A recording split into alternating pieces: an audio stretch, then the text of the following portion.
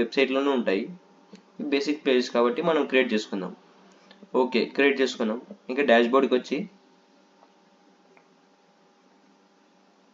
Header కోసం మనం కొన్ని ప్లగిన్స్ని ఇన్స్టాల్ చేయాల్సి వస్తుంది. ఇన్స్టాల్ చేసుకుందాం. దానికోసం ప్లగిన్స్లోకి వెళ్ళి యాడ్ న్యూ ప్లగిన్ క్లిక్ చేయండి.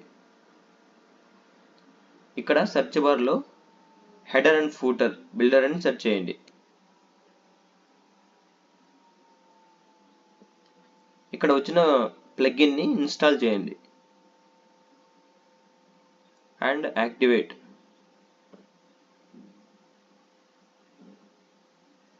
ఓకే, ఇక్కడ వచ్చిందండి అల్టిమేట్ ఆడన్స్ ఫర్ ఎలిమెంటర్.